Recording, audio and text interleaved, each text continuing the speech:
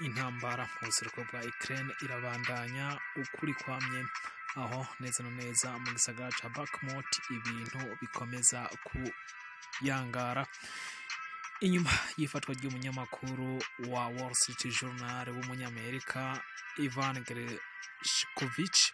Leta Zunze Ubumwe za Amerika ntazo zitariko zirakora ngo uyu munyamakuru arekugwe, naho ingabo zigwanira mu kirere z'Uburusiya ngo zikora imitego irenze ku buryo bigora ingabo za Ukraine gufata no gufatisha zino ngabo z'Uburusiya, ariyo mpamvu baguma bamegwa. Naho Uburusiya bwafashe ingingo yo kurongora inama ijejwe umutekano ku isi muri uku kwezi kwa kane. Mbega bivuze iki?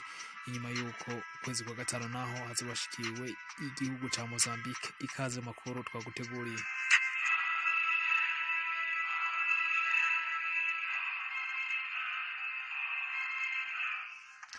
Inyuma yuko Ivan Gershkovich umunyamakuru wa Wall Street Journal yafatiwe mu Burusiya inyuma y'umwaka umwe gusa, uyu munyamakuru akorerayo, uyu munyamakuru asanzwe ava muri Leta Zunze Ubumwe za Amerika, aho yamaze gufatwa n'igihugu cy'Uburusiya yagirizwa gukora iperereza canke se kuneka mu muji wa Ural ni muri Yekaterinburg, nk'uko vyemezwa n'ikigo kijejwe umutekano w'imbere mu gihugu ca FSB, Federal Security Service, ko uyu munyamakuru yarajejwe kwegeranya amakuru mu nyungu za Leta Zunze Ubumwe za Amerika, ahasanzwe hari ikigo gihingura ibikoresho vya gisirikare vyo mw'ibanga.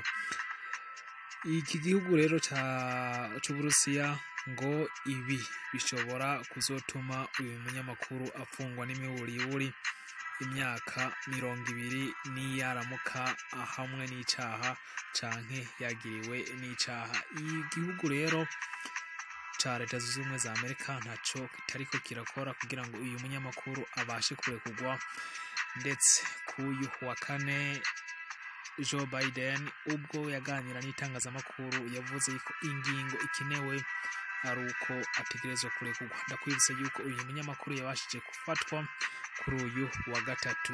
Naho umunyamabanga mukuru wa Leta Zunze Ubumwe za Amerika Anthony Blinken wewe yavuze kuri uyu w'Imana yuko yabashije kuganira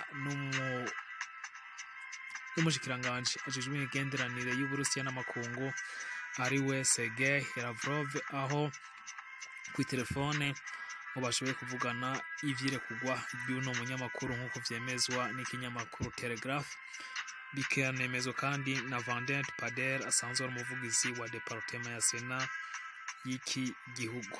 Ivan rero abaye umunyamakuru wa mbere afashwe kuva ino ntambara y'Uburusiya na Ukraine itangura, agafatirwa mu gihugu c'Uburusiya, aho yagirizwa ivyaha bidasanzwe, ndetse ngo niwe umunyamakuru ashoboye kwagirizwa bino vyaha vyo kunekera ikindi gihugu kuva intambara y'ubutita itangura.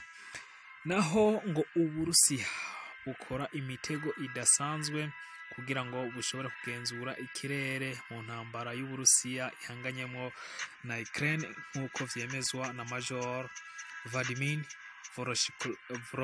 Voroshilov, avuga ko abapilote b'Abarusiya bahindagura cyane imitego, aho bigora abapilote ba Ukraine ku rugamba, aho yavuga ati abasirikare b'abapilote b'Abarusiya bahora bahindagura tactique zo kugwana mu buryo budasanzwe, batega imitego irenze. Nk'ubu barungika indege imwe guhangana n'abasirikare ba Ukraine, umuntu akibaza yuko haje indege imwe, ariko mu kanya gatoyi ukabona haje indege zibiri zitatu, mu kanya ukisanga haje indege nyinshi, hanyuma indege za Ukraine zigafatirwa hamwe, bikagora indege z'Uburusiya, ikagora indege za Ukraine kushobora kugenzura indege z'Uburusiya. Ariyo mpamvu uyu major asaba yuko bobaha indege za F-16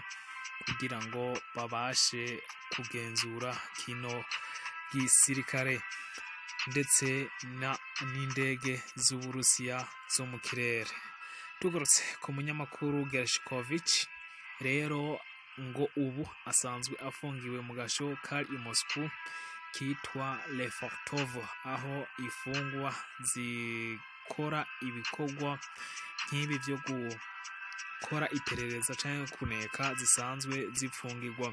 James Kerner yigeze gufungirwayo nk'uko tubisoma mu kinyamakuru Telegraph, ngo ushobora kumara amasaha 23 yose ku munsi uri wenyine wiyagaranye atakinyamakuru, ndetse n'ibyo gufungura bigashoboka yuko batabiguha.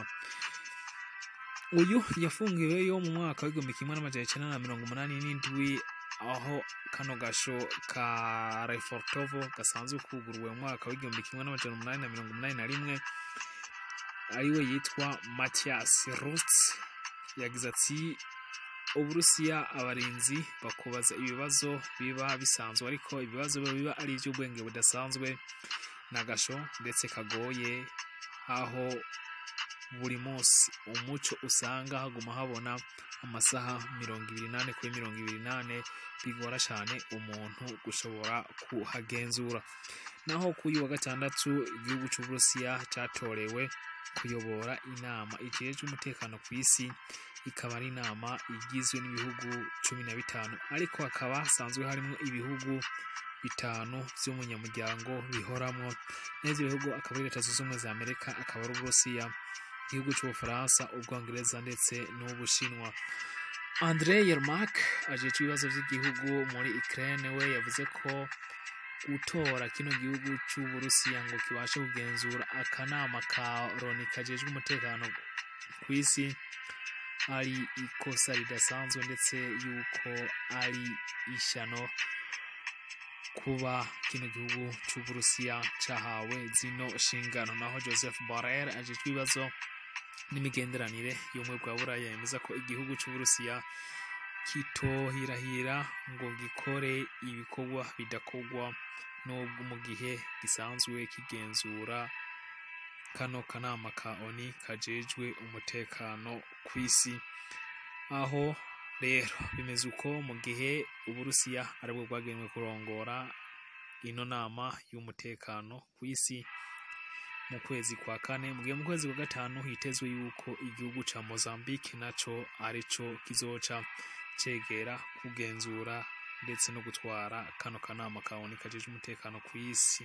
Mu yandi makuru nuko Sergei Shoigu asanzwe ari umushikiranganji wo kwivuna abansi w'Uburusiya yemeza yuko Uburusiya ndetse n'ingabo ziri mu buseruko bwa Ukraine na cyane muri Donbass zigiye kurungirwa ibigwanisho bikwiye kugira ngo zibashe guhangana n'umwasi. Ibi bishikirijwe mu gihe Evgeny Prigozhin asanzwe arongoye umutwe wa Wagner yahoze asaba ibigwanisho bidasanzwe kugira ngo babashe guhangana, bashobore no gufata Bakhmut.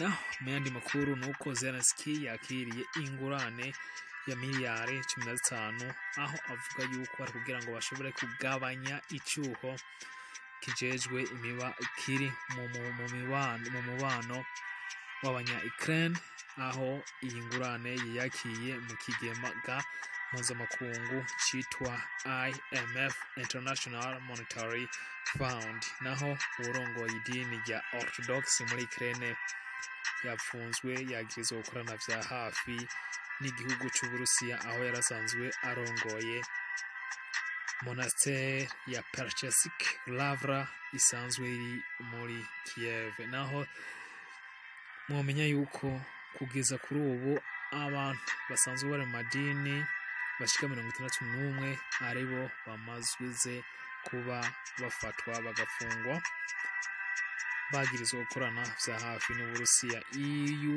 mu dini rya Orthodox rero akaba ari dini rifise ikibanza kidasanzwe mu gihugu cy'Uburusiya. Muri abo 61 bamaze gufatwa bagafungwa, abashika 7 barafunzwe bahamwa n'icyaha, naho abandi bararekugwa basanga koko atavyaha bagira. Reka tubashimire rero ko mubanye natwe aya akaba ari amakuru twari dufitiye uyu munsi. Intambara imaze kugera ku munsi